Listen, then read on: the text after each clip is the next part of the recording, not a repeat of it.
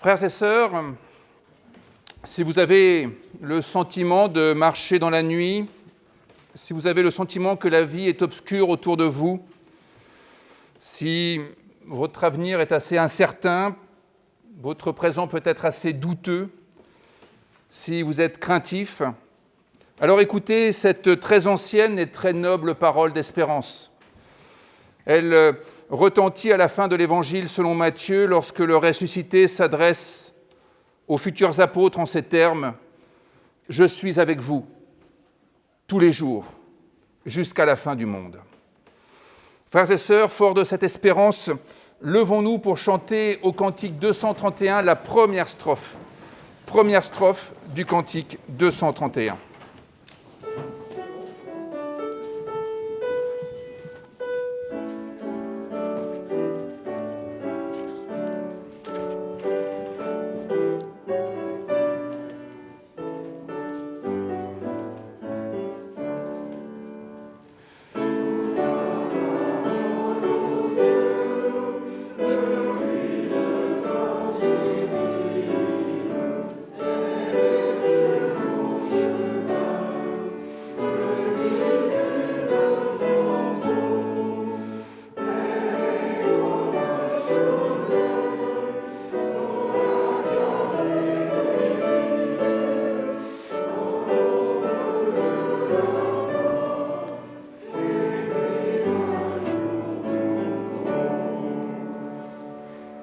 Louons Dieu. Éternel, nous voulons te rendre grâce, car rendre grâce, c'est considérer que le monde est vivable et que tout n'est pas voué à la perdition. Alors grâce te soit rendue pour ce que tu nous as donné.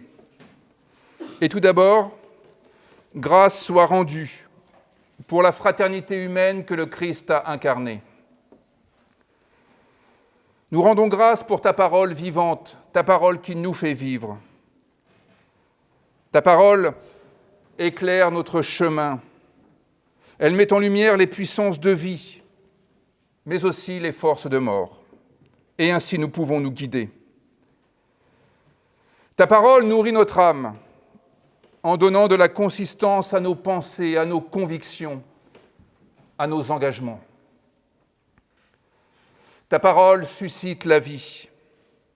Elle fait surgir une espérance contre toute espérance. Grâce te soit rendue, car tu es le dynamisme créateur qui nous transforme, qui métamorphose nos interrogations en désir de comprendre, qui nous libère de nos idéologies, de nos aliénations, de nos esprits partisans. Tu es ce dynamisme créateur qui nous unit. Tu es telle une source jaillissante de vie qui déborde dans les déserts d'ennui, dans les déserts d'amour, dans les déserts d'humanité. Tu es telle une nuée dans nos journées et une colonne de feu dans nos nuits, nous permettant de nous orienter dans les incertitudes de la vie et du présent. Ainsi, nous te rendons grâce parce que tu es l'amour qui nous guide sur les chemins de ton règne de paix, de justice. Amen. Frères et sœurs, au psaume 143, nous chanterons les strophes 1, 3 et 4 du psaume 143.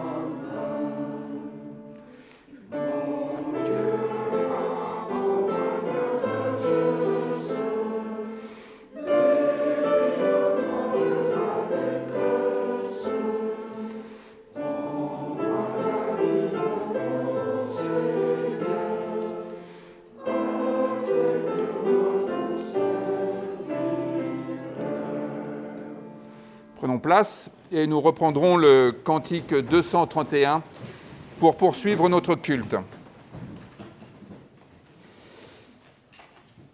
Dieu notre Père, si d'une manière ou d'une autre nous avons fait naître la douleur, si par notre faute quelqu'un a pu tomber, si nous avons refusé d'aller à toi, pardonne-nous. Si nous avons parlé en vain, sans vérité, si nous avons laissé sans aide le malheureux, l'inquiet,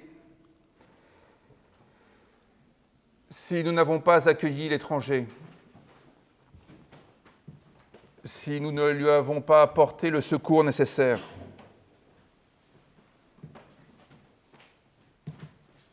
pardonne-nous.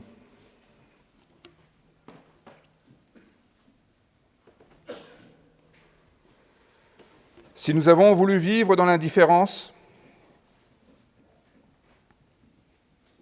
fuir le combat, nous épargner de tout effort, alors que tu nous voulais au plus fort de la lutte,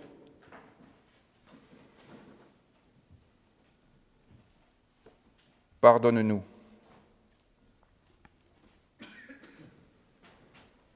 Éternel notre Dieu, Dieu bon, nous reconnaissons devant toi ce que la Bible nomme le péché, notre péché. Cette distance qui nous sépare de nous-mêmes, cette distance qu'il y a entre la vie à laquelle tu nous appelles et ce que nous vivons dans les faits. Alors, Éternel, que le mal n'ait pas raison de nous. Aide-nous à marcher sur tes chemins. Amen. Chantons la deuxième strophe du cantique 231.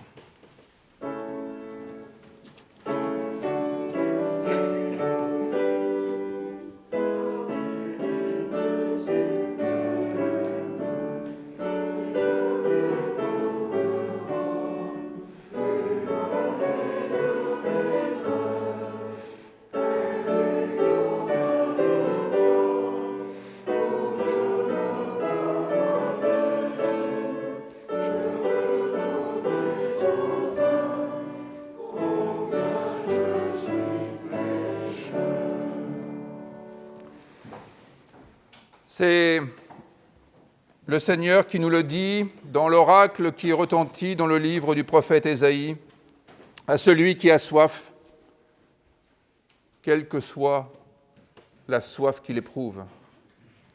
À celui qui a soif, il donnera l'eau de la source de vie, et il la donnera gratuitement. Alors, frères et sœurs, à nous qui avons soif d'une vie renouvelée, recevons l'assurance que Dieu fait en nous toutes choses nouvelles, pour que nous puissions donner au monde les impulsions d'humanité dont le monde a besoin. Frères et sœurs, levons-nous pour chanter la troisième strophe du cantique 231.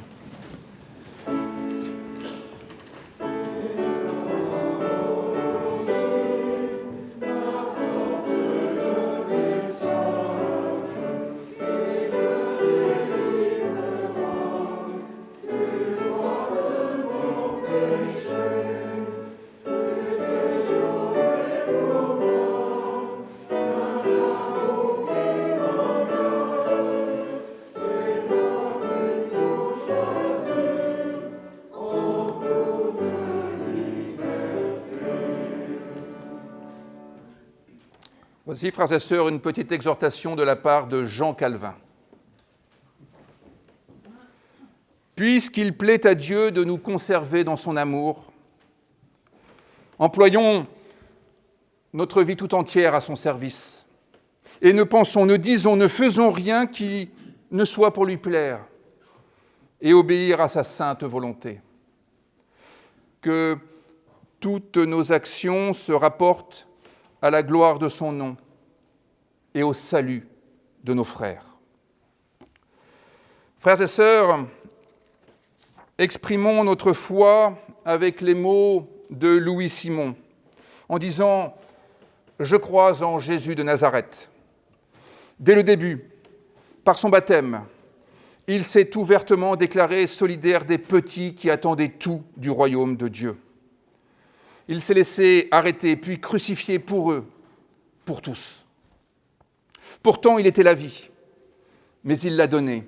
Il l'a donnée à tous, pleinement, belle comme un recommencement, irrésistible comme cette force qui ouvre les portes des prisonniers et les rend enfin libres. Par amour, il a tenu à montrer que c'était cette vie-là qui était la plus forte que le péché, plus forte que la maladie, plus forte que la méchanceté, plus forte que l'imbécilité, plus forte que la violence et même plus forte que la mort.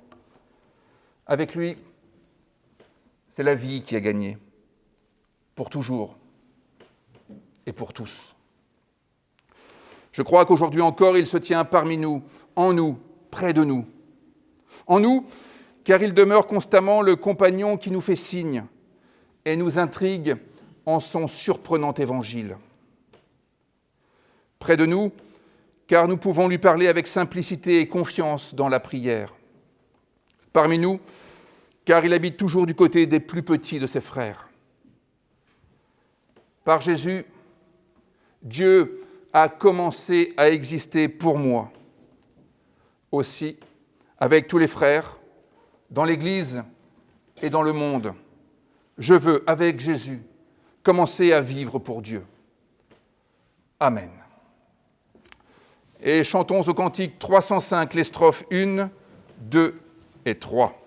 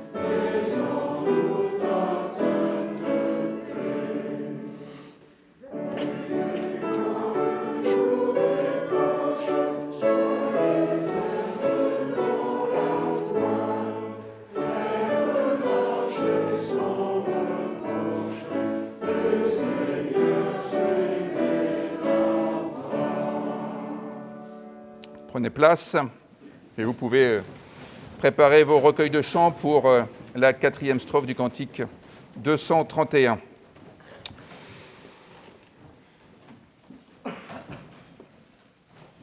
Que ta parole, Seigneur, parle à notre cœur et nous dise ta tendresse, ton exigence et ta joie pour nous comme pour ce monde. Amen. Frères et sœurs, c'est dans le livre du prophète Ésaïe, dans la dernière partie du livre du prophète Ésaïe, au chapitre 52, que je vais vous lire les versets 1 à 12.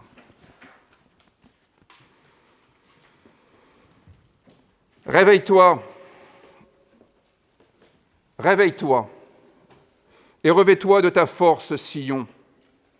Revêt tes habits d'apparat, Jérusalem, ville sainte, car il n'entrera plus chez toi ni incirconcis, ni impur.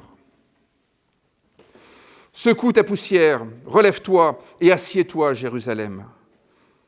Détache les liens de ton cou, captive, fille de Sion. Car ainsi parle l'Éternel, c'est gratuitement que vous avez été vendus. Et ce n'est pas à prix d'argent que vous serez rachetés. Car ainsi parle le Seigneur l'Éternel, d'abord mon peuple descendit en Égypte pour y séjourner. Puis l'Assyrien l'opprima pour rien. Et maintenant, que ferai-je, oracle de l'Éternel, quand mon peuple a été gratuitement enlevé ? Ces tyrans poussent des cris, oracle de l'Éternel, et tout le jour mon nom est blasphémé. C'est pourquoi mon peuple connaîtra aussi mon nom. C'est pourquoi il saura en ce jour-là que c'est moi qui parle. Me voici. Qu'ils sont beaux sur les montagnes, les pieds du messager de bonnes nouvelles qui publie la paix, du messager de très bonnes nouvelles qui publie le salut, qui dit à Sion, ton Dieu règne. C'est la voix de tes sentinelles. Elles élèvent la voix, elles poussent ensemble des cris de triomphe, car leurs propres yeux voient l'Éternel revenir à Sion. Éclatez ensemble en cris de triomphe, ruines de Jérusalem, car l'Éternel console son peuple. Il rachète Jérusalem. L'Éternel découvre le bras de sa sainteté aux yeux de toutes les nations, et toutes les extrémités de la terre le verront. Voilà le salut de notre Dieu. Alors partez, partez, sortez de là. Ne touchez rien d'impur, sortez du milieu d'elle, purifiez-vous, vous qui portez les vases de l'Éternel. Ne sortez pas avec précipitation, ne partez pas en fuyant, car l'Éternel va devant vous, et le Dieu d'Israël sera à ton arrière-garde. Frères et sœurs, chantons cette 4e strophe du cantique 231.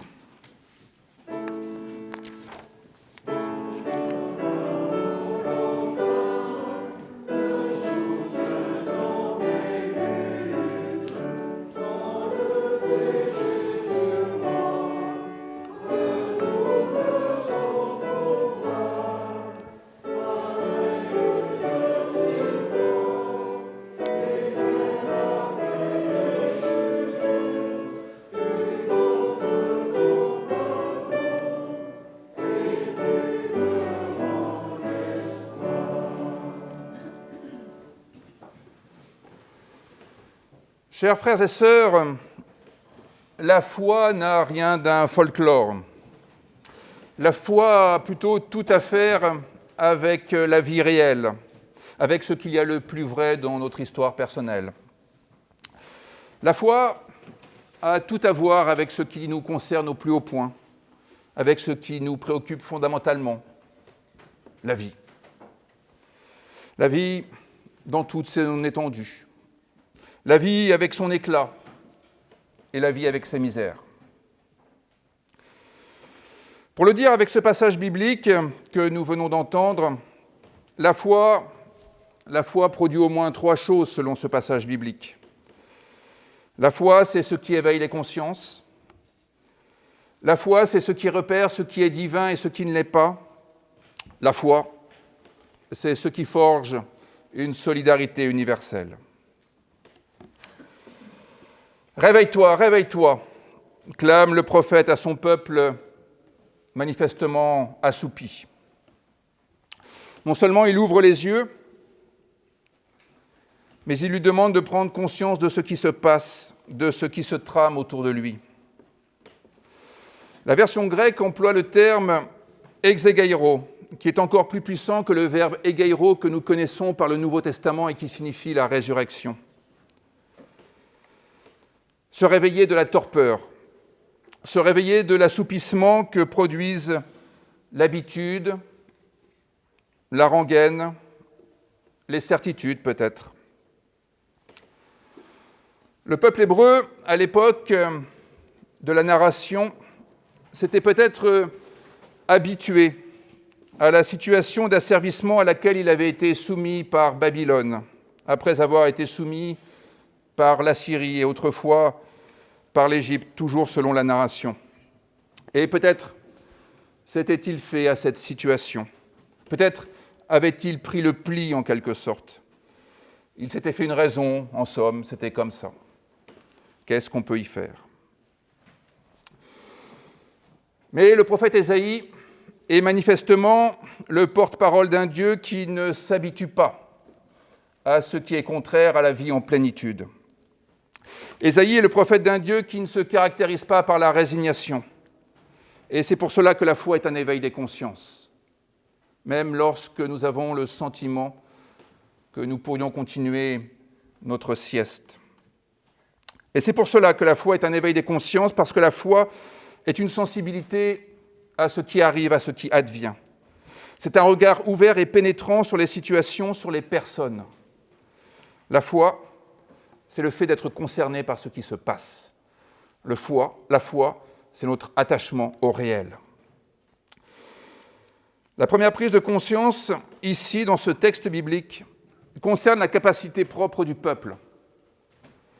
Ouvrir les yeux sur soi. Prendre conscience de notre véritable valeur et de nos capacités propres. Revêt-toi de ta force, Sion, alors que Sion pensait peut-être être absolument faible, incapable de quoi que ce soit, réduit à rien. Prends conscience de ta puissance véritable. Ne te laisse pas engourdir par les discours dénigrants, les discours qui réduisent à rien ta dignité. La foi, c'est un regard pénétrant sur les situations, sur les personnes et sur soi. C'est découvrir des capacités peut-être enfouies, peut-être insoupçonnées, peut-être éteintes, mais qui peuvent être ressuscitées par l'appel à la vie qui se fait à nouveau pressant. La foi, c'est précisément cette sensibilité à l'appel à la vie, sous toutes ses formes, qu'il s'agisse de cris de joie lorsque nous célébrons des baptêmes, lorsque nous célébrons des mariages, ou qu'il s'agisse de cris de détresse au moment des deuils et au moment des guerres.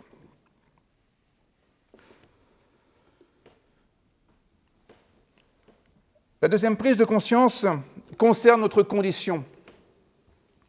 Le réveil consiste à prendre conscience de ce qu'on fait de nous ou de ce qu'on a fait de nous. Ici, le prophète révèle que le peuple a été vendu gratuitement. Et puis, il est précisé qu'il a été enlevé gratuitement. Cela indique que le peuple a subi ce qui lui est arrivé. Il n'y a pas eu un consentement de sa part dans l'enchaînement des faits. Il n'a pas pris part à un commerce équitable. Le peuple a été ici victime d'une histoire qui s'est déroulée à ses dépens. Et la foi, c'est cette sensibilité à ce qui passe et à ce qui arrive, disais-je. C'est alors ce qui nous permet de pouvoir porter un jugement sur les situations que nous rencontrons et que nous endurons. Et c'est ainsi que nous pouvons déterminer ce qui est juste et ce qui ne l'est pas. C'est ainsi que nous pouvons déterminer qui est victime et qui est agresseur. Ici, dans notre texte, en constatant qu'il a des liens au cou, le peuple prend conscience de sa condition de servitude, de sa captivité.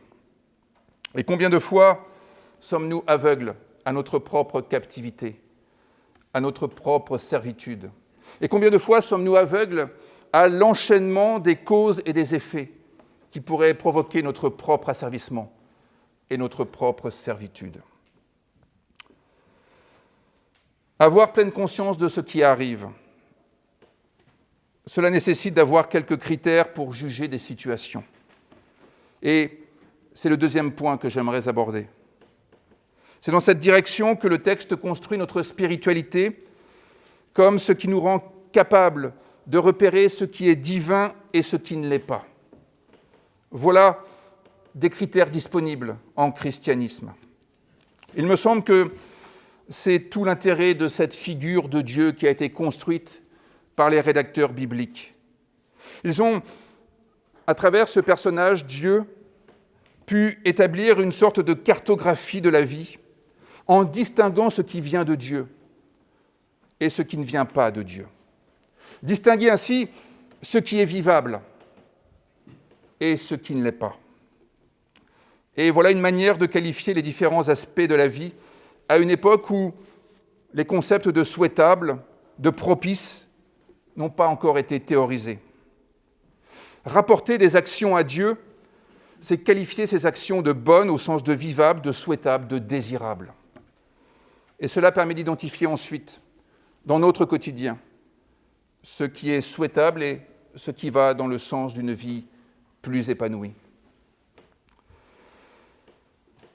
Alors les rédacteurs bibliques agissent avec des catégories qui évidemment ne nous sont plus forcément très familières au XXIe siècle, mais qui pour autant n'ont pas perdu de leur pertinence, je pense. Il y a par exemple le pur et l'impur, deux catégories que nous avons parfois rejetées en bloc car elles nous semblent très archaïques, et certainement le sont-elles, notamment quand elles sont prises au pied de la lettre. Mais le pur et l'impur ont manifestement été des catégories qui ont été développées pour pouvoir établir cette cartographie de ce qui est vivable, de ce qui ne l'est pas. Jésus ne rejettera pas, à vrai dire, le pur et l'impur. Il repensera les limites qui étaient posées par la société qui prenait pour elle-même ces catégories comme moyen de discriminer. L'élaboration minutieuse du catalogue de l'impur, notamment dans le livre du Lévitique, est une manière de repérer ce qui abîme la vie, ce qui la rend impossible, ce qui est contraire à la vie. À une époque où la science n'était pas ce qu'elle est aujourd'hui. Et c'est la raison pour laquelle il faut pouvoir aussi remettre ces catégories du pur et de l'impur dans leur contexte historique. Mais je n'en ferai pas le catalogue aujourd'hui, simplement vous rendre attentif au fait que la distinction entre le pur et l'impur peut être un moyen par lequel le rédacteur biblique a pensé le vivable et le non-vivable. C'est la raison pour laquelle il est conseillé au peuple de secouer sa poussière, de même que Jésus le recommandera aux apôtres quand ils seront dans des lieux inhospitaliers et en quelque sorte impurs. C'est une manière de montrer que nous n'avons rien à faire avec des pratiques impures, que nous ne nous commettons pas avec ceux qui dégradent l'existence, avec ceux qui rognent sur ce qui est essentiel à la vie. Le pur et l'impur, c'est cela. Est-ce essentiel à la vie ou est-ce contraire à la vie ? La distinction entre le pur et l'impur dans les textes bibliques, c'est une manière de se repérer au milieu de tout ce qui arrive et de faire un peu le tri finalement. Plutôt que de raisonner avec des catégories abstraites du bien et du mal, qui sont somme toute assez relatives, somme toute assez dépendantes de nous-mêmes, de notre subjectivité. Les rédacteurs bibliques raisonnent souvent avec le pur et l'impur. Le pur, c'est ce qui augmente les capacités de vie, ou ce qui rend possible l'accroissement de la vie. L'impur est ce qui les réduit. Même chose avec un autre couple de mots que nous trouvons dans ce passage biblique qui oppose le salut de Dieu à la fuite. Le salut de Dieu n'est plus non plus une catégorie vraiment utilisée au XXIe siècle, et pourtant, nous ferions bien dans notre patrimoine chrétien de reconsidérer cette notion du salut pour en faire un critère d'appréciation de notre vie quotidienne. Quand Dieu agit, le peuple est sauvé. Il peut se revêtir d'un habit de fête et aller sa route. En revanche, si c'est la fuite qui nous conduit, alors cela signifie que ce n'est pas Dieu qui agit. Quand c'est la fuite qui nous conduit, cela signifie que notre vie ne va pas dans le sens de la vie, précisément. Alors sommes-nous sur le point de fuir ? Avons-nous de bonnes raisons de fuir ? D'autres ont-ils de bonnes raisons de fuir ? Et alors, ce n'est pas Dieu qui est à la manœuvre, pour le dire avec le vocabulaire mythologique de la Bible. Et dans ce cas, ce qui n'arrive n'a rien de divin, ce n'est pas ce qui est souhaitable. Voyez-vous, frères et sœurs, il est évident que les textes bibliques ne donnent pas de solution diplomatique aux crises internationales. Ils n'indiquent pas les bonnes conduites à tenir pour réagir. Les rédacteurs donnent aux lecteurs de la Bible les critères qui vont leur permettre d'exercer leur propre jugement, afin d'exercer leur propre jugement et identifier ainsi ce qui doit être arrêté, ce qui doit être encouragé, identifier ceux qui agressent et ceux qui sont victimes. Il nous appartient non seulement de rassembler les informations nécessaires pour les soumettre à ces critères, mais il nous appartient d'imaginer ensuite les décisions qui nous permettront de réagir en respectant ces mêmes critères, bien évidemment. Inscrire nos actes dans la perspective divine, c'est une autre manière de dire que nous agissons en restant profondément humains. Être du côté de Dieu, c'est toujours favoriser l'humanité. nous ne sacrifions pas notre humanité au prétexte qu'il y aurait des situations particulièrement sauvages. Et c'est là, voyez-vous, tout le bénéfice de la prière, dont on n'est pas toujours au clair.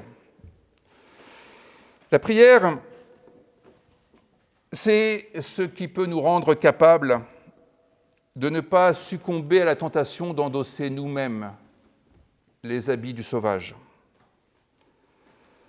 Rappelons-nous que ce sont les habits de la puissance et les habits de fête qu'il convient de revêtir, pas les habits du barbare.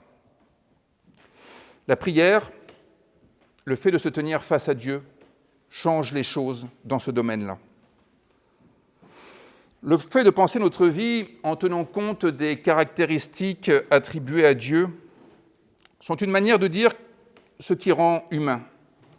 Et la prière, donc, a un impact sur nous, sur notre personnalité, sur nos convictions, et donc sur nos actions ou nos réactions. C'est en ce sens que notre prière peut avoir un impact sur des situations avec lesquelles nous ne sommes pas en prise directe, parce que la prière commence déjà par nous changer. Et le fait de changer change le reste. Et pour comprendre cela, il faut d'abord réaliser que la foi forge une solidarité universelle. C'est mon troisième point. Cela s'exprime au verset 10, qui décrit Dieu en train de découvrir son bras de sainteté, de sorte que les extrémités de la terre voient le salut de Dieu. Il est vrai qu'il y a là une formulation religieuse qui nous semble assez étrangère encore à notre vie au XXIe siècle. Mais cela mérite d'être interprété tout simplement. Cela signifie que le salut opéré par Dieu pour Israël vaut pour tous les peuples. Cela dit le caractère universel du Dieu d'Israël et par conséquent le lien qui existe entre tous les peuples. Et ce sera d'ailleurs la grande avancée du monothéisme qui a vu le jour chez le prophète Ésaïe dans la seconde partie de ce texte. Le Dieu unique, c'est une manière théologique de dire l'unité des êtres humains. Le salut d'un être humain a donc des conséquences sur les autres. Que Dieu soit le Dieu de tous, voilà qui forge une solidarité de tous avec tous. Il en résulte que le salut des uns touche le salut des autres. Et cette solidarité, voyez-vous, n'est pas le résultat d'une idéologie qui voudrait lutter contre une forme d'égoïsme que, par idéologie, on estimerait non chrétienne. Il ne s'agit pas de créer une sorte de posture de la fraternité universelle. Ce principe de solidarité universelle est un principe de réalité. Le texte biblique décrit ce qui est. Ce n'est pas un idéal, c'est en fait notre condition.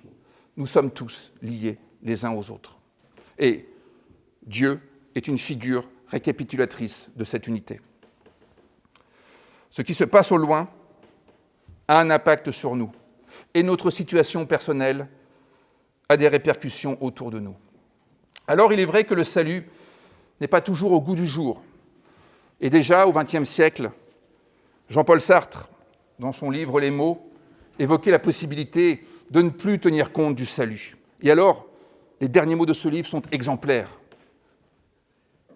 Il écrit ceci : « Si je range l'impossible salut au magasin des accessoires, que reste-t-il » Il continue ainsi : « Tout un homme, fait de tous les hommes, et qui les vaut tous, et que vaut n'importe qui. Quand tout a été évacué, quand tout a été détruit peut-être, reste cette vérité théologique selon laquelle nous sommes créés par Dieu, ce que Sartre dit à sa manière en disant que tout homme est fait de tous les hommes. Alors, si nous n'observons pas la sainteté du bras de Dieu, autrement dit, si nous ne sommes pas tendus vers l'avenir par une éthique qui favorise l'humanité, c'est ça la sainteté de Dieu, alors nous sommes guidés par des perspectives qui favorisent l'anéantissement. Et cela a des conséquences sur autrui. Si nous ne sommes pas des âmes tendues vers un idéal d'humanité, alors nous provoquons autour de nous l'anéantissement de l'humanité. Alors, que peut bien signifier prier pour l'Ukraine ? Cela a-t-il seulement du sens ? Eh bien, cela a du sens dans la mesure où nous n'imaginons pas que nous allons expliquer à un Dieu chef des armées quelle va être sa feuille de route et quelles seront les opérations qu'il devra mener dans les prochaines heures. Prier pour l'Ukraine, par exemple, mais c'est parce que la situation est proche de nous. Prier pour l'Ukraine, par exemple, c'est intégrer les critères dont nous avons parlé et d'autres qui figurent ailleurs dans la Bible pour forger notre conviction sur ce sujet. Et ensuite, prier, c'est tenir bon. Parce que si je flanche, l'Ukraine flanche. Si je cède, l'Ukraine cède. Parce que le soutien des peuples opprimés n'est jamais sans conséquence lorsque le soutien est sérieux et lorsqu'il est tangible. Lorsqu'il n'est pas seulement du bout des lèvres et pas uniquement quand nous n'avons rien d'autre de mieux à faire. Dans la situation qui est la nôtre, et qui est autrement plus prégnante que bien d'autres crises internationales auxquelles la France est elle-même mêlée, la prière ne doit pas être considérée comme ce qui empêchera le canon des uns de viser juste ou de démultiplier le nombre de fantassins des autres. La prière, c'est ce qui va nous permettre de tenir bon.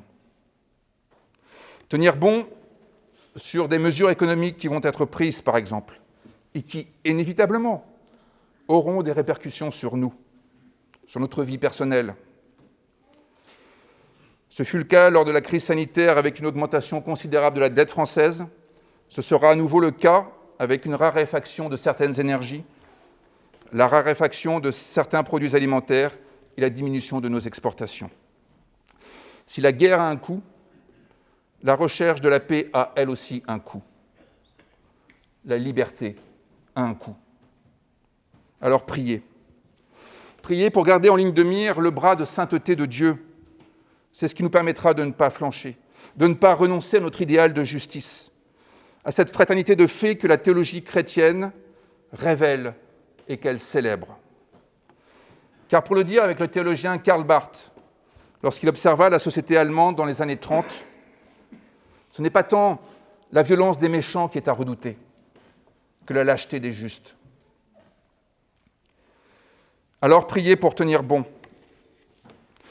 Priez pour tenir bon pour soi-même aussi, dans une situation épouvantable, et ne pas céder à la tentation d'abandonner la partie, d'en finir prématurément, comme Stefan Zweig, il y a précisément 80 ans, le 23 février 1942, parce qu'il ne supporta pas de voir l'Europe se défaire, lui qui avait fondé tant d'espoir dans l'Europe des Lumières.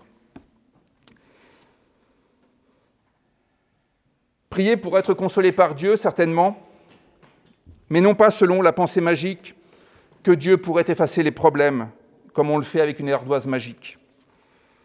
Prier pour être consolé par Dieu de n'être que ce que nous sommes, incapables de pouvoir enrayer rapidement les mécaniques folles de l'histoire, et néanmoins capables de revêtir les tenues d'apparat et de proférer des cris de triomphe, d'être les voix des sentinelles qui portent de bonnes nouvelles, car nous ne perdons pas de vue le bras de sainteté, c'est-à-dire l'éthique qui favorise la justice et la liberté, par exemple.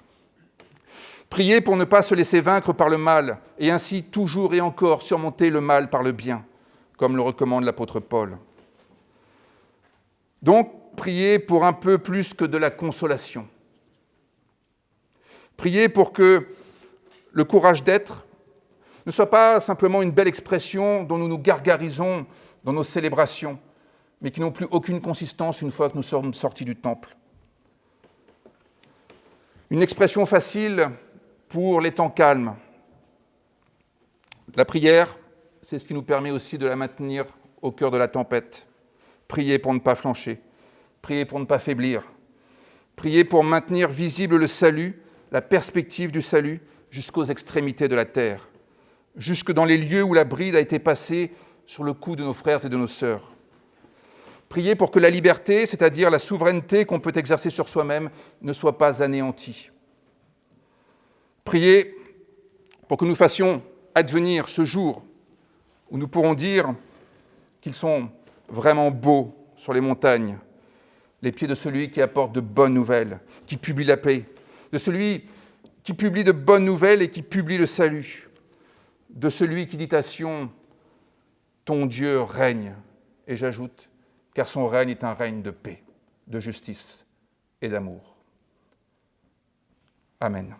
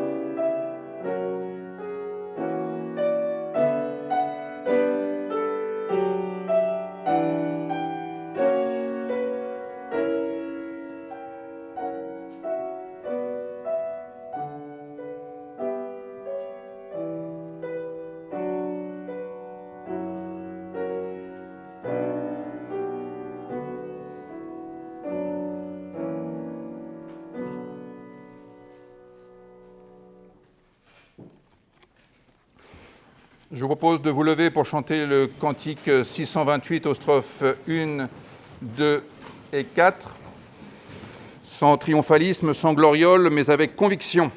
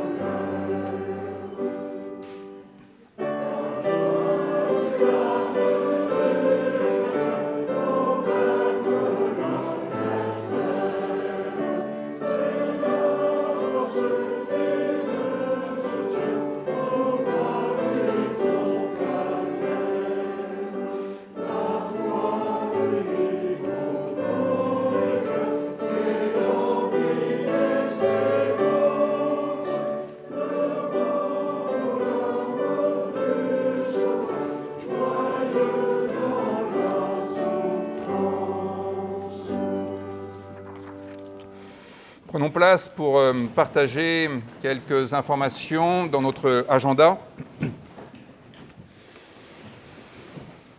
Vendredi à 17h45 aura lieu la journée mondiale de prière. C'est une initiative qui a quelques années, à l'initiative de femmes qui se réunissent toujours début mars pour une célébration de prière. Cela aura lieu à l'église protestante réformée évangélique qui est rue des Augustins, donc non loin du musée Fabre. C'est vendredi à 17h45.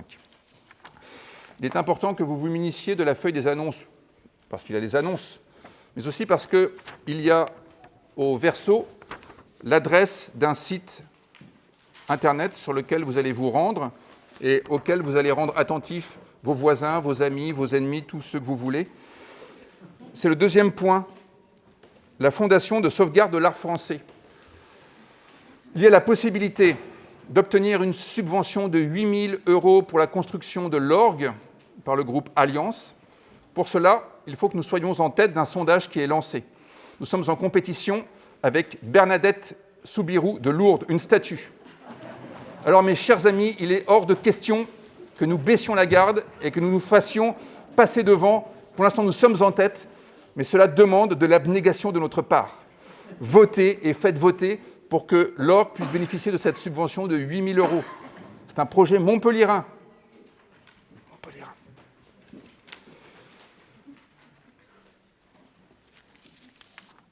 Je vais directement passer au moment de l'offrande, parce que vous comprenez bien que je viens de vous faire gagner 8 000 €. Donc maintenant, vous avez quelques liquidités disponibles pour donner à l'Église les moyens dont elle a besoin pour le reste, car il n'y a pas que l'orgue dans la vie.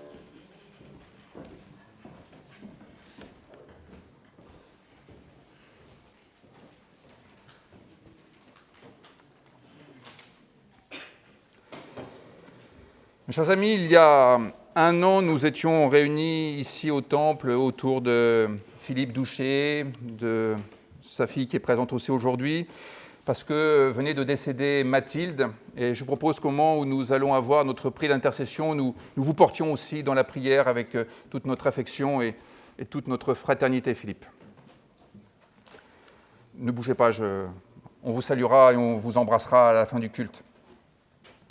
Mes chers amis, unissons-nous dans la prière.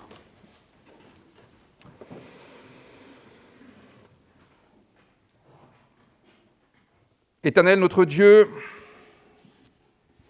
il est toujours difficile de prier, de savoir que dire. Le silence serait certainement préférable. Mais avec quelques mots, nous voulons tout d'abord dire notre amitié à la famille de Philippe. De sorte que nous puissions être toujours des lieux où ta grâce s'incarne et puisse prendre soin des personnes endeuillées. Parmi nous, de nombreuses personnes vivent cette séparation radicale, la subissent.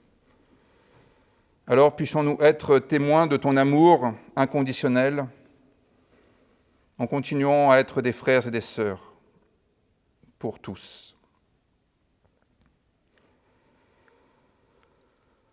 Bien évidemment, notre esprit est occupé par les crises majeures qui se jouent autour de nous. Voilà pourquoi nous nous en remettons à ta compassion et à ton amour.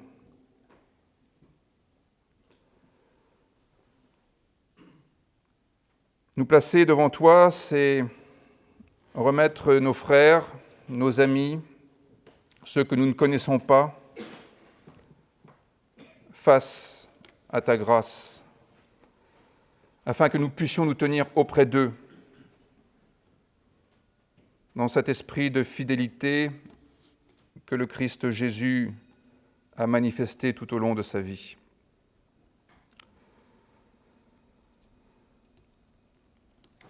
Nous voulons remettre à ta sagesse et à ton amour les chefs des peuples, même si nous ne sommes pas très sûrs de ce que signifie notre prière. Mais certainement sommes-nous animés par un désir de rechercher la justice et la paix, et que se lèvent des ouvriers de paix. Alors, pour notre part, nous nous en remettons à ton inspiration, à ton amour, pour être, avec tous nos frères les humains, des poètes de la vie, des artisans de paix, des chercheurs de justice et de vérité, afin que nous puissions poursuivre l'œuvre de ta création. Nous faisons appel à ta grâce et à ton amour pour celles et ceux que tu nous confies toi-même à ton amour.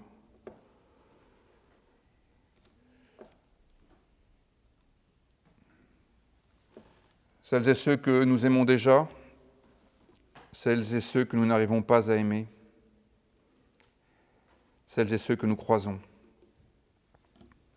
Donne-nous de les aimer en ton nom.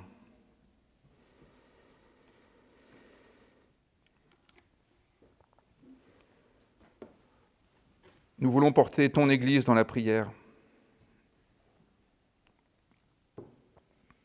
pour qu'elle soit ferme,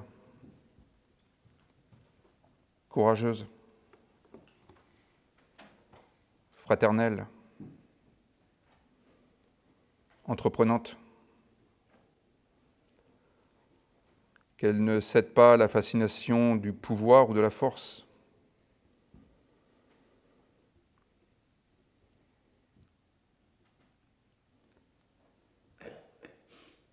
nous nous remettons nous-mêmes à ton amour, Père céleste, afin que nous tenions bon.